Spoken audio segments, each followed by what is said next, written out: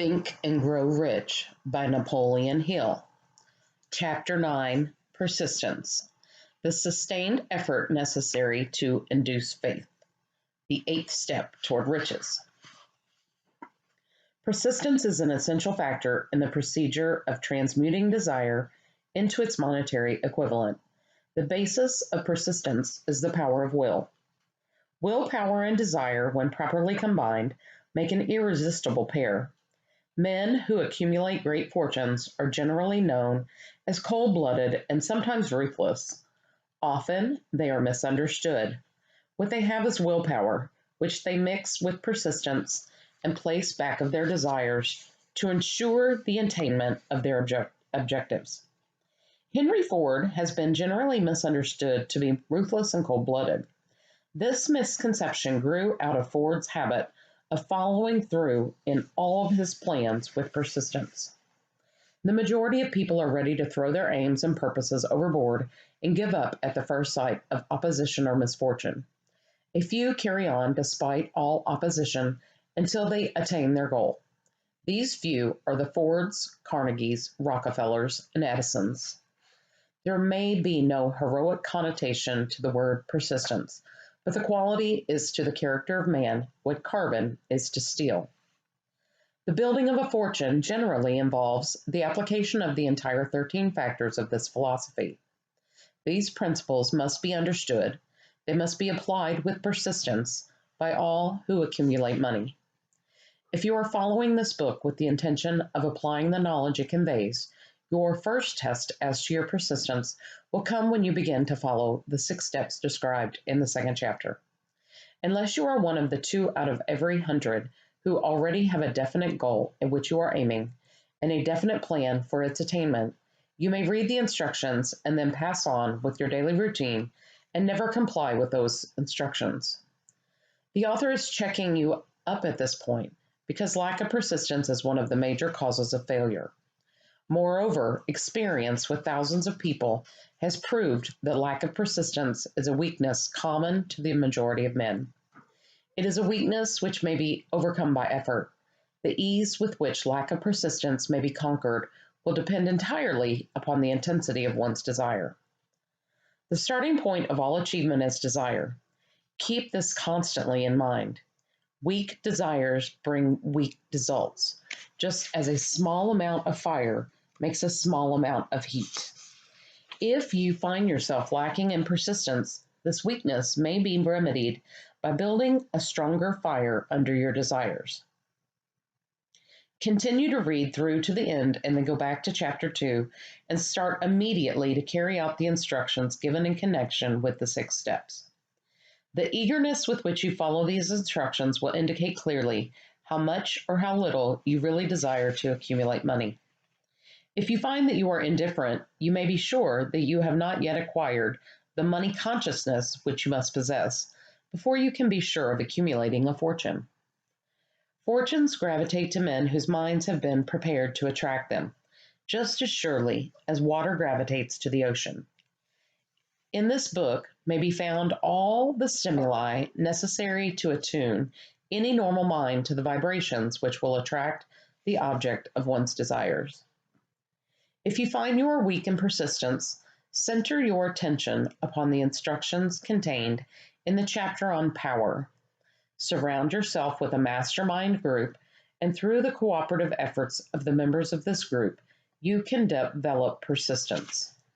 You will find additional instructions for the development of persistence in the chapters on autosuggestion and the subconscious mind.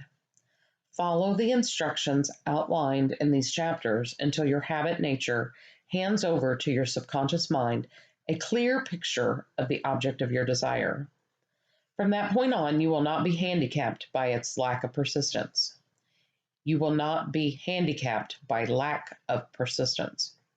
Your subconscious mind works continuously while you are awake and while you are asleep. Spasmodic or occasional effort to apply the rules will be of no value to you. To get results, you must apply all of the rules until their application becomes a fixed habit with you. In no other way can you develop the necessary money consciousness. Poverty is attracted to the one whose mind is favorable to it, as money is attracted to him whose mind has been deliberately prepared to attract it, and through the same laws. Poverty consciousness will voluntarily seize the mind which is not occupied with the money consciousness. A poverty consciousness develops without conscious application of habits favorable to it. The money consciousness must be created to order, unless one is born with such a consciousness. Catch the full significance of the statements in the preceding paragraph, and you will understand the importance of persistence in the accumulation of a fortune. Without persistence, you will be defeated even before you start. With persistence, you will win. If you have ever experienced a nightmare, you will realize the value of persistence. You are lying in bed half awake with a feeling that you are about to smother.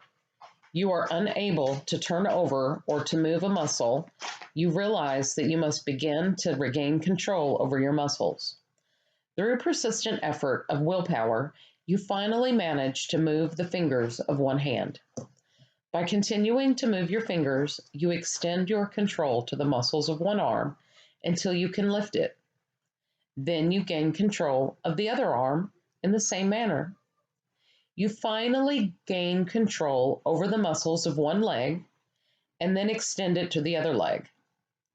Then, with one supreme effort of will, you regain complete control over your muscular system and snap out of your nightmare.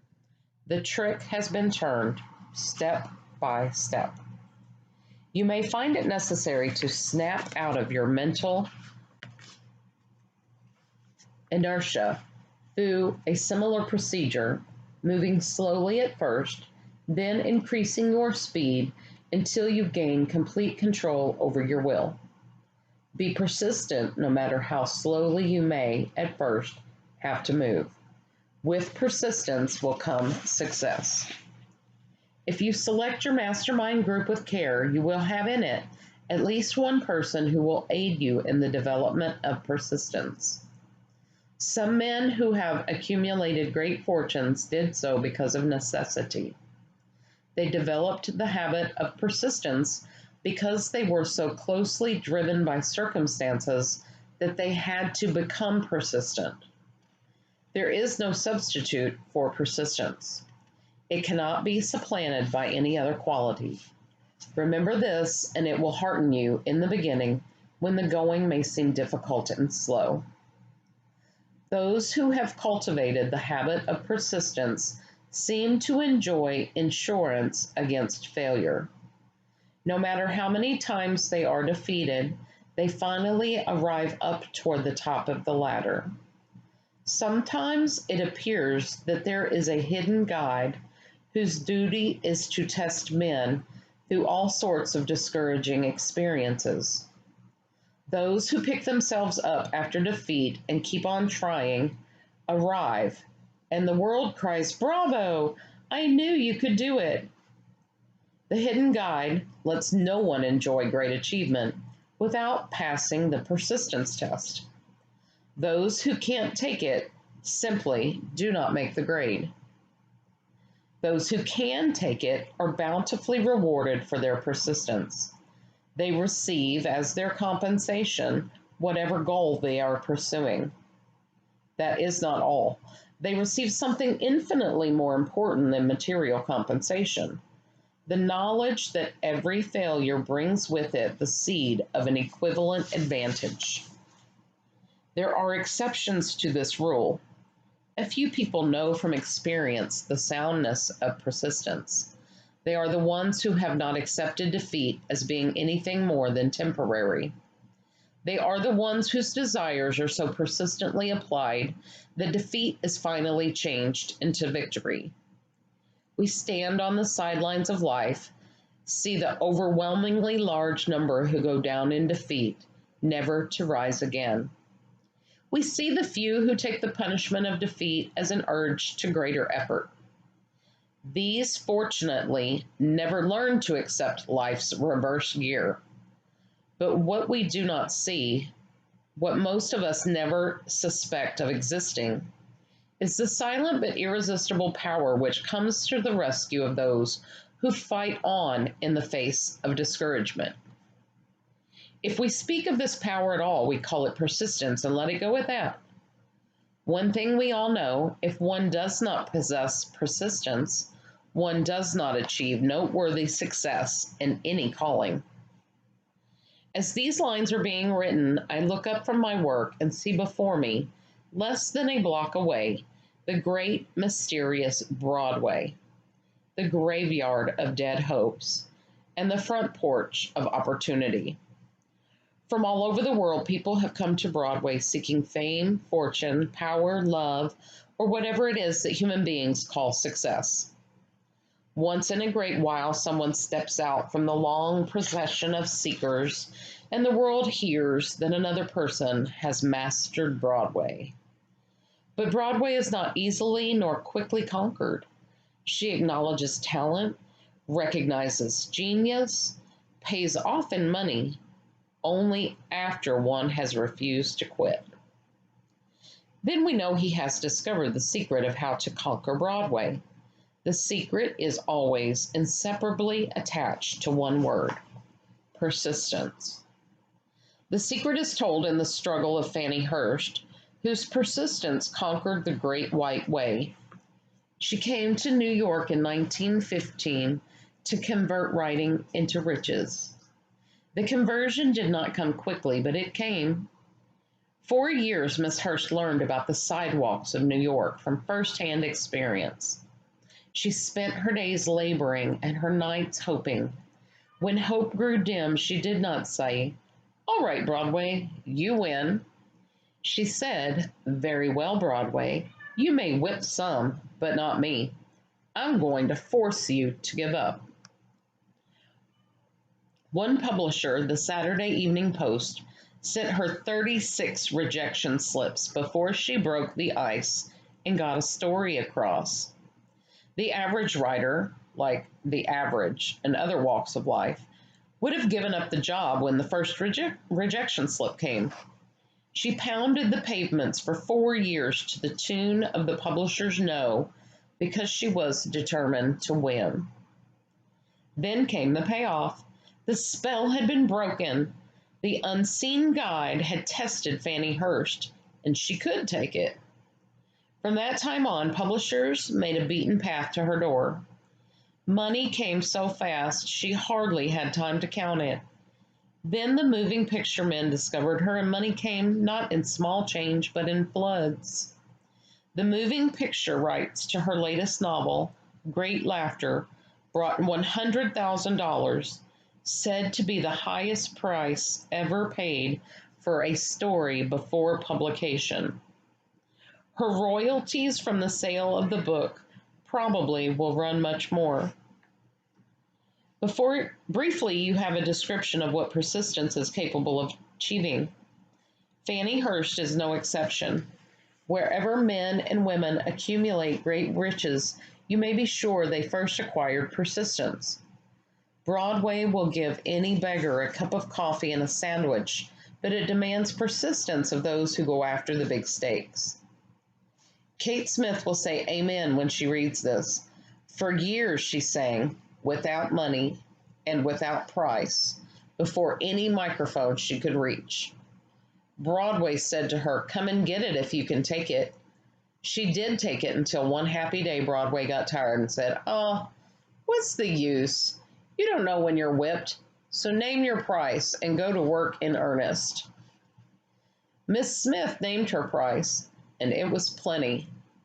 Away up in figures so high that 1 week's salary is far more than most people make in a whole year. Verily, it pays to be persistent. And here is an encouraging statement which carries with it a suggestion of great significance. Thousands of singers who excel Kate Smith are walking up and down Broadway looking for a break without success. Countless others have come and gone. Many of them sang well enough, but they failed to make the grade because they lacked the courage to keep on keeping on until Broadway became tired of turning them away. Persistence is a state of mind, therefore, it can be cultivated. Like all states of mind, persistence is based on definite causes. Among them are these: definiteness of purpose. Knowing what one wants is the first and perhaps the most important step toward the development of persistence. A strong motive forces one to surmount many difficulties. Desire. It is comparatively easy to acquire and to maintain persistence in pursuing the object of intense desire. Self-reliance. Belief in one's ability to carry out a plan encourages one to follow the plan through with persistence. Self-reliance can be developed through the principle described in the chapter on autosuggestion. Definiteness of plans. Organized plans, even though they may be weak and entirely impractical, encourage persistence. Accurate knowledge. Knowing that one's plans are sound, based upon experience or observation, encourages persistence. Guessing instead of knowing destroys persistence. Cooperation. Sympathy, understanding, and harmonious cooperation with others tend to develop persistence. Willpower. The habit of concentrating one's thoughts upon the building of plans for the attainment of a definite purpose leads to persistence. Habit. Persistence is a direct result of habit. The mind absorbs and becomes a part of the daily experiences upon which it feeds. Fear, the worst of all enemies, can be effectively cured by forced repetition of acts of courage. Everyone who has seen active service in war knows this. Before leaving the subject of persistence, take inventory of yourself and determine in what particular, if any, you are lacking in this essential quality. Measure yourself courageously point by point and see how many of the 8 factors of persistence you lack. The analysis may lead to discoveries that will give you a new grip on yourself. Symptoms of lack of persistence. Here you will find the real enemies which stand between you and noteworthy achievement. Here you will find not only the symptoms indicating weakness of persistence, but also the deeply seated subconscious causes of this weakness.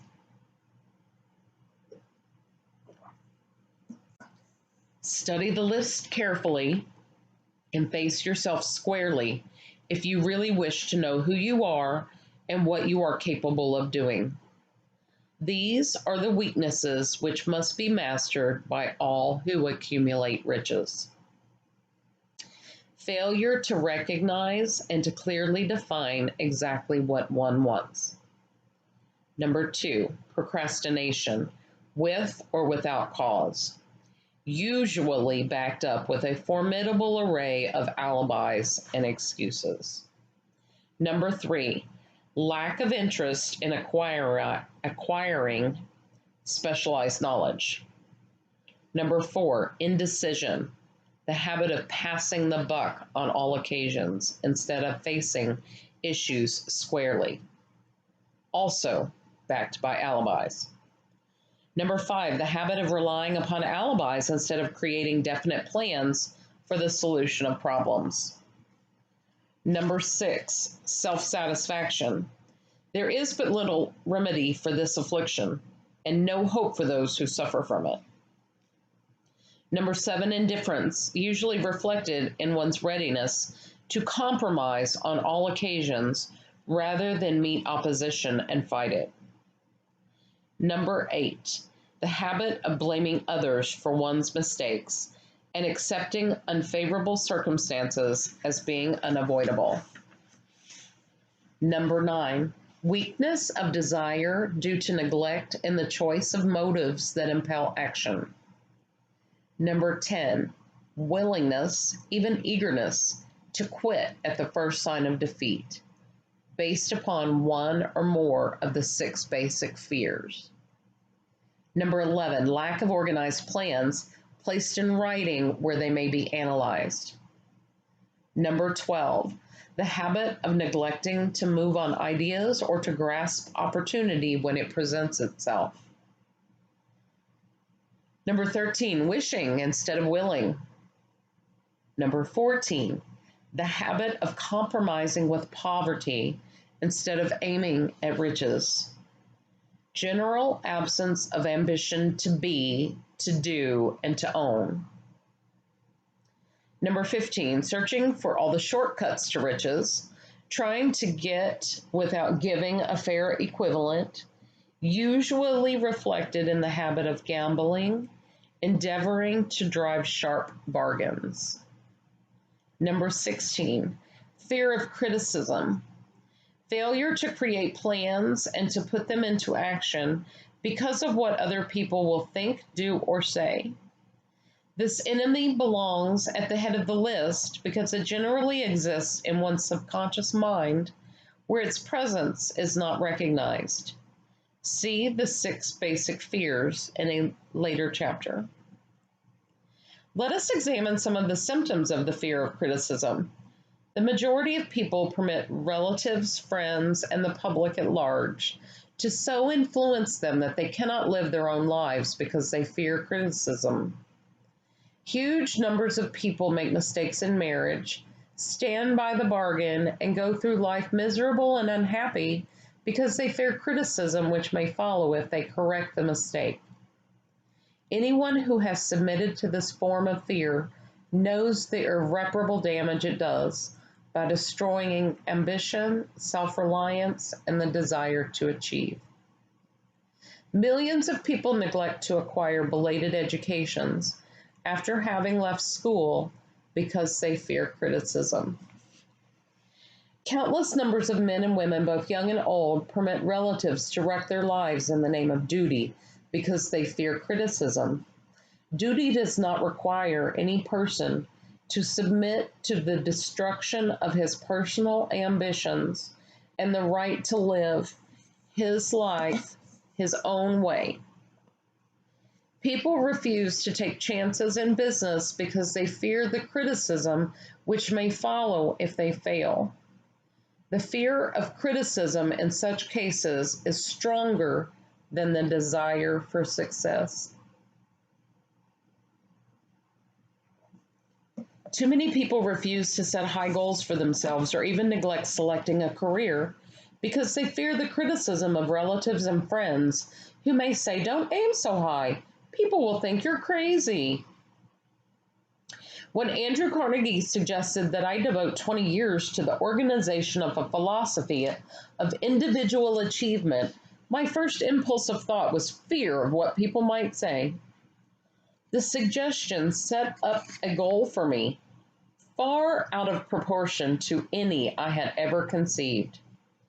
As quick as a flash, my mind began to create alibis and excuses, all of them traceable to the inherent fear of criticism. Something inside of me said, "You can't do it. The job is too big and requires too much time. What will your relatives think of you? How will you earn a living? No one has ever organized a philosophy of success. What right have you to believe you can do it? Who are you anyway to aim so high? Remember your humble birth. What do you know about philosophy? People will think you're crazy." And they did. Why hasn't some other person done this before now? These and many other questions flashed into my mind and demanded attention. It seemed as if the whole world had suddenly turned its attention to me with the purpose of ridiculing me into giving up all desire to carry out Mr. Carnegie's suggestion. I had a fine opportunity then and there to kill off ambition before it gained control of me. Later in life, after having analyzed thousands of people, I discovered that most ideas are stillborn and need the breath of life injected into them through definite plans of immediate action. The time to nurse an idea is at the time of its birth. Every minute it lives gives it a better chance of surviving.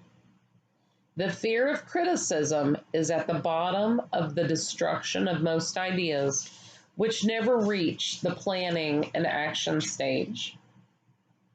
Many people believe that material success is the result of favorable breaks. There is an element of ground for the belief, but those depending entirely upon luck are nearly always disappointed because they overlook another important factor which must be present before one can be sure of success. It is the knowledge with which favorable breaks can be made to order.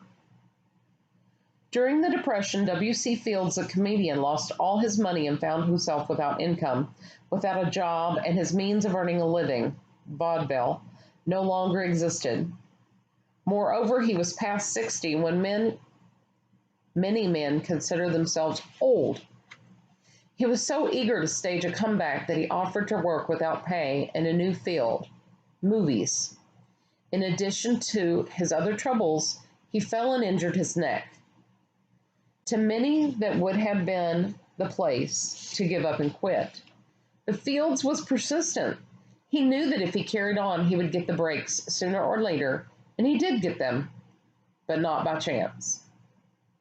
Marie Dressler found herself down and out with her money gone with no job when she was about 60. She too went after the breaks and got them. Her persistence brought an astounding triumph late in life, long beyond the age when most men and women are done with ambition to achieve. Eddie Cantor lost his money in the 1929 stock crash, but he still had his persistence and his courage. With these, plus 2 prominent eyes, he exploited himself back into an income of $10,000 a week. Verily, if one has persistence, one can get along very well without many other qualities. The only break anyone can afford to rely upon is a self-made break. These come through the application of persistence. The starting point is definiteness of purpose. Examine the first 100 people you meet. Ask them what they want most in life, and 98 of them will not be able to tell you. If you press them for an answer, some will say security, many will say money, a few will say happiness, others will say fame and power, still others will say social recognition, ease in living, ability to sing, dance, or write, but none of them will be able to define these terms or give the slightest indication of a plan by which they hope to attain these vaguely expressed wishes. Riches do not respond to witches. Riches do not respond to wishes. They respond only to definite plans backed by definite desires through constant persistence. How to develop persistence. There are 4 simple steps which lead to the habit of persistence. They call for no great amount of intelligence, no particular amount of education, and but little time or effort. The necessary steps are: number 1, a definite purpose backed by burning desire for its fulfillment. Number 2, a definite plan expressed in continuous action. Number 3, a mind closed tightly against all negative and discouraging influences, including negative suggestions of relatives, friends, and acquaintances. Number 4, a friendly alliance with one or more persons who will encourage one to follow through with both plan and purpose. These 4 steps are essential for success in all walks of life. The entire purpose of the 13 principles of this philosophy is to enable one to take these 4 steps as a matter of habit. These are the steps by which one may control one's economic destiny. They are the steps that lead to freedom and independence of thought. They are the steps that lead to riches in small or great quantities. They lead the way to power, fame, and worldly recognition. They are the 4 steps which guarantee favorable breaks. They are the steps that convert dreams into physical realities. They lead also to the mastery of fear, discouragement, and indifference. There is a magnificent reward for all who learn to take these 4 steps. It is the privilege of writing one's own ticket and of making life yield whatever price is asked. I have no way of knowing the facts, but I venture to conjecture that Mrs. Wallace Simpson's great love for a man was not accidental, nor the result of favorable breaks alone. There was a burning desire and careful searching at every step of the way. Her first duty was to love. What is the greatest thing on earth? The master called it love. Not man-made rules, criticism, bitterness, slander, or political marriages, but love. She knew what she wanted, not after she met the Prince of Wales, but long before that. Twice, when she had failed to find it, she had the courage to continue her search. To thine own self be true, and it must follow as the night the day. Thou canst not then be false to any man. Her rise from obscurity was of the slow, progressive, persistent order, but it was sure. She triumphed over unbelievably long odds, and no matter who you are or what you may think of Wallace Simpson, or the king who gave up his crown for her love, she is an astounding example of applied persistence, an instructor on the rules of self-determination, from whom the entire world might profitably take lessons. When you think of Wallace Simpson, think of one who knew what she wanted and shook the greatest empire on earth to get it. Women who complain that this is a man's world, that women do not have an equal chance to win, owe it to themselves to study carefully the life of this unusual woman who, at an age most women consider old, captured the affections of the most desirable bachelor in the entire world. And what of King Edward? What lesson may we learn from his part in the world's greatest drama of recent times? Did he pay too high a price for the affections of the woman of his choice? Surely no one but he can give the correct answer. The rest of us can only conjecture. This much we know. The king came into the world without his own consent. He was born to great riches without requesting them. He was persistently sought in marriage. Politicians and statesmen throughout Europe tossed dowagers and princesses at his feet. Sometimes he was the firstborn of his parents. Because he was the firstborn of his parents, he inherited a crown which he did not seek and perhaps did not desire. For more than 40 years, he was not a free agent, could not live his life in his own way, had but little privacy, and finally assumed duties inflicted upon him which he ascended the throne. Some will say, with all these blessings, King Edward should have found peace of mind, contentment, and joy of living. The truth is that back of all the privileges of a crown, all the money, the fame, and the power inherited by King Edward, there was an emptiness which could be filled only by love. His greatest desire was for love. Long before he met Wallace Simpson, he doubtless felt this great universal emotion tugging at the strings of his heart, beating upon the door of his soul and crying out for expression. And when he met a kindred spirit crying out for the same holy privilege of expression, he recognized it and without fear or apology, opened his heart and bade it to enter. All the scandal mongers in the world cannot destroy the beauty of this international drama through which two people found love and had the courage to face open criticism, renounce all else to give it holy expression. King Edward's decision to give up the crown of the world's most powerful empire for the privilege of going the remainder of the way through life with the woman of his choice was a decision that required courage. The decision also had a price, but who has the right to say the price was too great? Surely not he who said, He among you who is without sin, let him cast the first stone. As a suggestion to any evil minded person who chooses to find fault with the Duke of Windsor because his desire was for love, and for openly declaring his love for Wallis Simpson and giving up his throne for her, let it be remembered that the open declaration was not essential. He could have followed the custom of clandestine liaison, which has prevailed in Europe for centuries, without giving up either his throne or the woman of his choice, and there would have been no complaint from either church or laity. But this unusual man was built of sterner stuff. His love was clean, it was deep and sincere. It represented the one thing which above all else he truly desired. Therefore, he took what he wanted and paid the price demanded.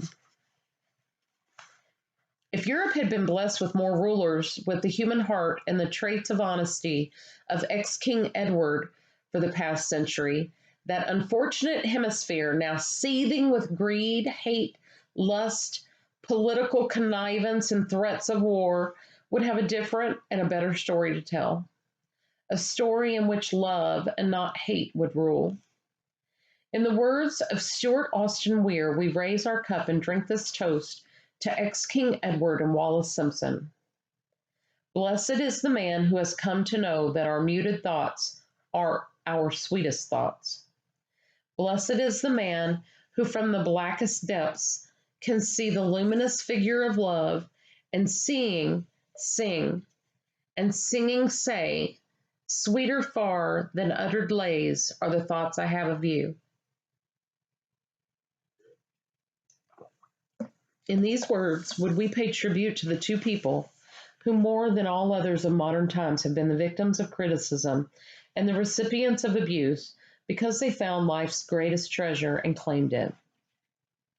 Mrs. Simpson read and approved this analysis. Most of the world will applaud the Duke of Windsor and Wallis Simpson because of their persistence in searching until they found life's greatest reward. All of us can profit by following their example in our own search for that which we demand of life. What mystical power gives to men of persistence the capacity to master difficulties? Does the quality of persistence set up in one's mind some form of spiritual, mental, or chemical activity which gives one's access to supernatural forces? Does infinite intelligence throw itself on the side of the person who still fights on after the battle has been lost, with the whole world on the opposing side? These and many other similar questions have arisen in my mind as I have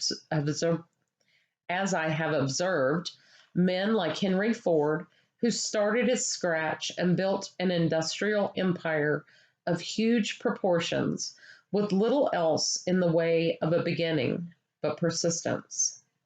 Or Thomas Edison, who with less than 3 months of schooling became the world's leading inventor and converted persistence into the talking machine, the moving picture machine, and the incandescent light, to say nothing of 500 other useful inventions. I had the happy privilege of analyzing both Mr. Edison and Mr. Ford year by year over a long period of years, and therefore the opportunity to study them at close range. So I speak from actual knowledge when I say that I found no quality, save persistence, in either of them that even remotely suggested the major source of their stupendous achievements.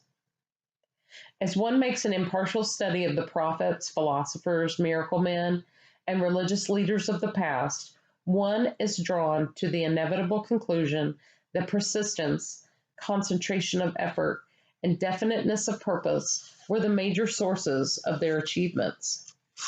Consider, for example, the strange and fascinating story of Muhammad. Analyze his life, compare him with men of achievement in this modern age of industry and finance, and observe how they have one outstanding trait in common: persistence.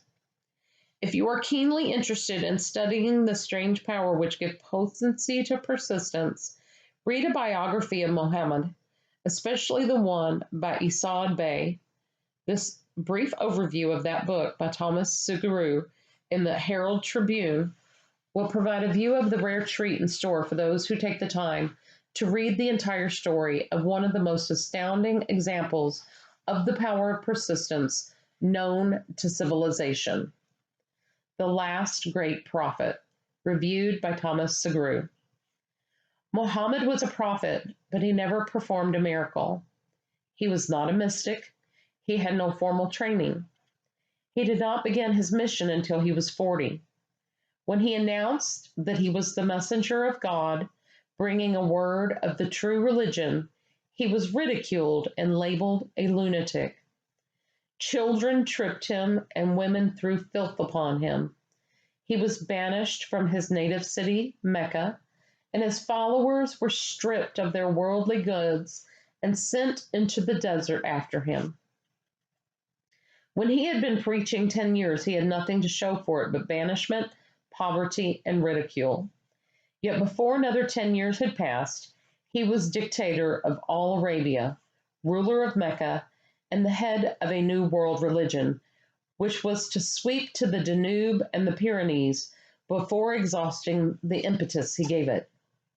That impetus was threefold: the power of words, the efficacy of prayer, and man's kinship with God. His career never made sense. Muhammad was born to impoverished members of a leading family of Mecca. Because Mecca, the crossroads of the world, home of the magic stone called the Kaaba, great city of trade and the center of trade routes, was unsanitary. Its children were sent to be raised in the desert by Bedouins. Muhammad was thus nurtured, drawing strength and health from the milk of nomad vicarious mothers. He tended sheep and soon hired out to a rich widow as leader of her caravans. He traveled to all parts of the Eastern world, talked with many men of diverse beliefs, and observed the decline of Christianity into warring sects. When he was 28, Khadijah, the widow, looked upon him with favor and married him. Her father would have objected to such a marriage, so she got him drunk and held him up while he gave the paternal blessing. For the next 12 years, Muhammad lived as a rich and respected and very shrewd trader. Then he took to wandering in the desert, and one day he returned with the first verse of the Quran and told Khadijah the archangel Gabriel had appeared to him and said that he was to be the messenger of God. The Quran, the revealed word of God, was the closest thing to a miracle in Muhammad's life. He had not been a poet, he had no gift of words, yet the verses of the Quran, as he received them and recited them to the faithful, were better than any verses which the professional poets of the tribes could produce. This, to the Arabs, was a miracle. To them, the gift of words was the greatest gift. The poet was all-powerful. In addition, the Quran said that all men were equal before God and that the world should be a democratic state, Islam.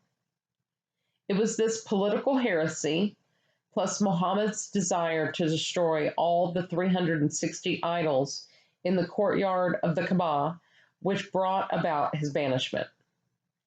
The idols brought the desert tribes to Mecca, and that meant trade. So the businessmen of Mecca, the capitalists of which he had been one, set upon Muhammad. Then he retreated to the desert and demanded sovereignty over the world. The rise of Islam began. Out of the desert came a flame which would not be extinguished. A democratic army fighting as a unit and prepared to die without wincing. Muhammad had invited the Jews and Christians to join him, for he was not building a new religion. He was calling all who believed in one God to join in a single faith. If the Jews and Christians had accepted his invitation, Islam would have conquered the world. They didn't. They would not even accept Muhammad's innovation of humane warfare. When the armies of the Prophet entered Jerusalem, not a single person was killed because of his faith. When the Crusaders entered the city centuries later, not a Muslim man, woman, or child was spared. But the Christians did not accept, but the Christians did accept one Muslim idea, the place of learning, the university.